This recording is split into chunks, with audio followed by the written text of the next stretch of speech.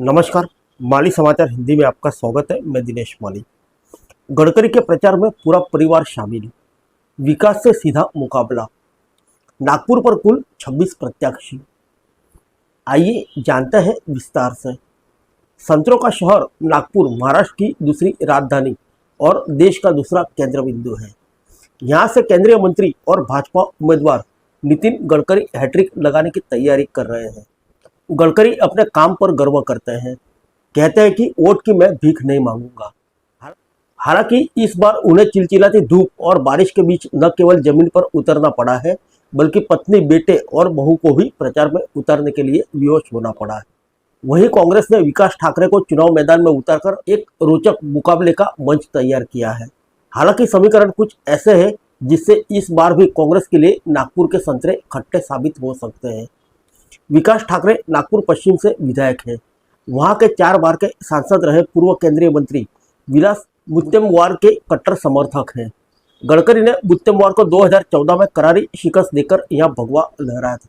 वहीं मुत्तेमवार इस बार विकास ठाकरे के चुनावी रणनीतिकार है। नागपुर में राजमार्गों, एक्सप्रेसवे सहित AIIMS, IIT, IIM, Maharashtra national university जैसी प्रतिष्ठित संस्थाएं खुली है। गडकरी इसे अपनी उपलब्धियां बताते हैं। विकसित भारत के संकल्प के साथ मतदाताओं से संपर्क कर रहे हैं। वह अपनी हर नुक्कड़ सभाओं में जोर देकर कहते हैं कि बीते 10 साल में 1 लाख करोड़ रुपए नागपुर के विकास में खर्च हुए हैं, जिससे शहर का कायाकल्प हुआ है। गडकरी राजनीति को सामाजिक आर्थिक उन्नति के लिए काम करने का साधन मानते हैं। कांग्रेस के विकास ठाकरे अपने प्रचार अभियान में कहते हैं कि कंक्रीट की सड़कों और पुलों का मतलब प्रगति नहीं है, इससे समृद्ध वर्ग को लाभ पहुंचता है, जबकि नागपुर में पानी और बिजली जैसी बुनियादी सुविधा की कमी है।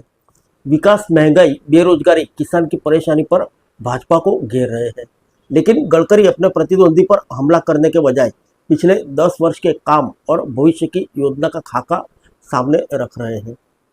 पहले नागपुर में कांग्रेस बनाम अन्य था, अब भाजपा बनाम अन्य की लड़ाई है। नागपुर में 1925 से RSS का मुख्यालय है, फिर भी 2014 तक यहां कांग्रेस का वर्चस्व रहा। 2096 में बतौर भाजपा प्रत्याशी बनवारीलाल पुरोहित ने अपने पहली बार चुनाव जीता, लेकिन जीत का जश्न ज्यादा दिन नहीं चला। 1998 में विलास मुत्तेमवार ने यह सीट छीन ली। इस बीच भाजपा ने बड़े तरीके से कांग्रेस के इस गढ़ को भेदा और 2014 के बाद संतरा नगरी भाजपा बनाम अन्य का चुनाव क्षेत्र बन गया।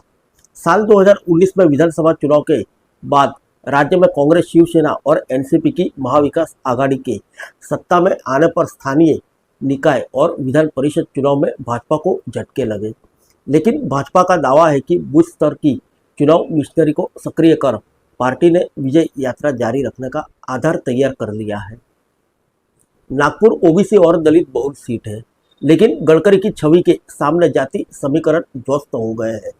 RSS मुख्यालय महल क्षेत्र के दीपक झाड़े कहते हैं कि दलित हो या OBC, हर वर्ग के लोग गडकरी को चाहते हैं। दत्तात्रेय नगर के पास भांडे प्लॉट चौक के निवासी आर्यभूषण तिवारी कहते हैं कि यहाँ गडकरी की छवि के साथ ही मोदी की मैजिक भी है। पिछले चुनाव में कांग्रेस प्रत्याशी नाना पटोले ने गडकरी को कड़ी टक्कर दी थी। उनके मुकाबले नागपुर के कांग्रेस जिलाध्यक्ष विकास ठाकरे उतने मजबूत प्रत्याशी नहीं है। यहाँ भाजपा और कांग्रेस के अलावा बसपा के योगेश पतिराम सहित कुल 26 प्रत्याशी मैदान में हैं। फिर मिलेंगे अगले बुलेटिन में अन्य किसी खबर के साथ। तब तक के लिए इजाजत दीजिए। नमस्कार।